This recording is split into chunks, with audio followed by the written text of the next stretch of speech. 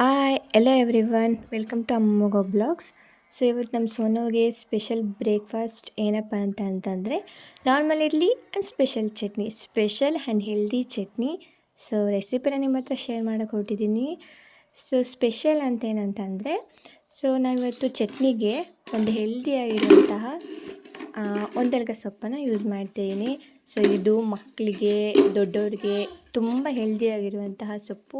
ಮಕ್ಕಳು ಬ್ರೈನ್ ಡೆವಲಪ್ಮೆಂಟ್ಗೂ ಇದು ತುಂಬ ಯೂಸ್ ಆಗುತ್ತೆ.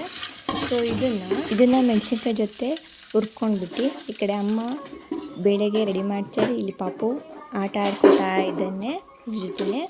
ಸೊ ಇವಾಗ ಅದನ್ನು ಎಲ್ಲ ಹುರ್ಕೊಂಡಾದ ತಕ್ಷಣ ನಾವೀಗ ಚಟ್ನಿ ಹಾಕೋಣ.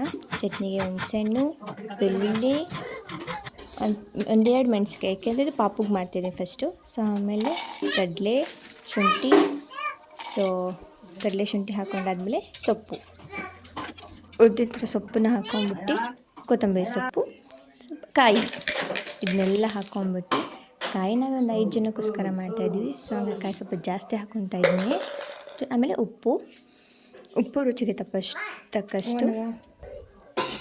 ಪಾಪು ಜೊತೆಲ್ಲ ಆಡ್ತಾ ಇದ್ದಾನೆ ಅಮ್ಮ ಜೊತೆಲಿ. ಸೊ ಇದನ್ನೆಲ್ಲ ಹಾಕೊಂಡಾದ ತಕ್ಷಣ ರುಬ್ಬಿಟ್ಟು, ಇದೆಲ್ಲ ಹಾಕ್ಕೊಂಡು ರುಬ್ಕೊಂಡು, ಇದು ಪಾಪುಗೋಸ್ಕರ ತೆಗೆದಿರ್ತಿದ್ದೀನಿ. ಯಾಕೆ ಅಂತಂದರೆ ಪಾಪುಗೆ ಸ್ವಲ್ಪ ಖಾರ ಒಂದು ಜಾಸ್ತಿ ತಿನ್ನೋದಿಲ್ಲ, ಹಾಗಾಗಿ 2 in 1 ಥರ ನಮಗೂ ಆಗಬೇಕು, ಈ ಕಡೆ ಪಾಪುಗೂ ಆಗೋ ಥರ ಮಾಡ್ಕೊತಾ ಇದ್ದೀನಿ. ಆಮೇಲೆ ಈ ಕಡೆ ಬೇಳೆ ಸಾಂಬಾರು, ಇಸ್ಕಿದ ಬೇಳೆ ಸಾಂಬಾರು ಮಾಡ್ತಾಯಿದ್ದೀವಿ ಇಡ್ಲಿಗೆ. ಇದಕ್ಕೆ ಒಂದು ಕಡಾಯಿಗೆ ಇಟ್ಬಿಟ್ಟು ಕುಕ್ಕರ್ ಇಟ್ಟು ಅದಕ್ಕೆ ಸ್ವಲ್ಪ ಎಣ್ಣೆ, ಜೀರಿಗೆ, ಸಾಸಿವೆ, ಇಟ್ಟಿಟ್ಕೊಂತ ಈರುಳ್ಳಿ, ಇದನ್ನೆಲ್ಲ ಹಾಕ್ಬಿಟ್ಟು ಚೆನ್ನಾಗಿ ಬಾಡಿಸ್ಕೊತಾ ಇದ್ದೀನಿ.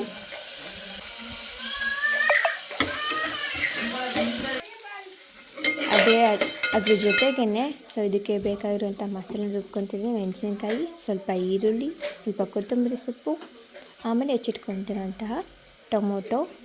ಸೊ ಇದನ್ನೆಲ್ಲ ಇದನ್ನೆಲ್ಲ ಸೇರಿಸ್ಕೊಂಡು ರುಬ್ಕೊತಾ ಇದ್ದೀನಿ. ಈ ಕಡೆ ನೆನೆಸಿ ಇಟ್ಕಿರೋಂತಹ ಬೇಳೆ, ಇದನ್ನ ಚೆನ್ನಾಗಿ ಸ್ವಲ್ಪ ಫ್ರೈ ಮಾಡ್ಕೊಬೇಕು, ಏಕೆಂದರೆ ಇದು ಹಸಿ ವಾಸನೆ ಹೋಗಬೇಕು.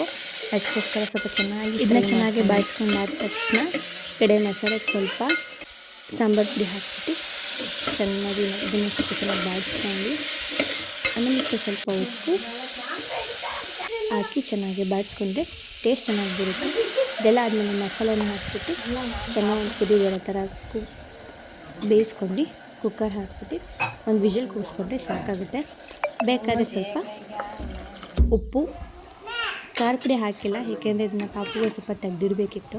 ಸೊ ಹಾಗಾಗಿ ಇದನ್ನು ತೆಗೆದಿಟ್ಟು ನಮಗೆ ಬೇಕಾದಷ್ಟು ಖಾರ ಪುಡಿ ಹಾಕ್ಕೊಂಡು ಮಿಕ್ಸ್ ಮಾಡಿಕೊಂಡ್ರೆ ಇಡ್ಲಿಗೆ ಬೇಕಾಗಿರೋಂಥ ಸಾಂಬಾರು ರೆಡಿ ಆಗಿರುತ್ತೆ. ಸೊ ಹೆಲ್ದಿಯಾಗಿರೋಂಥ ಇಡ್ಲಿ, ಚಟ್ನಿ, ಸಾಂಬಾರು ರೆಡಿ. ನಮ್ಮ ಪಾಪುಗೆ ಇಡ್ಲಿ ಅಂದರೆ ಫೇವ್ರೆಟ್ಟು. ಸೊ ಇದೇ ತರಹ ಹೆಚ್ಚಿನ ವೀಡಿಯೋಗಳನ್ನು ಬೇಕು ಅಂದರೆ ಪ್ಲೀಸ್ ನಮ್ಮ ಚಾನಲ್ನ ಸಬ್ಸ್ಕ್ರೈಬ್ ಮಾಡಿ.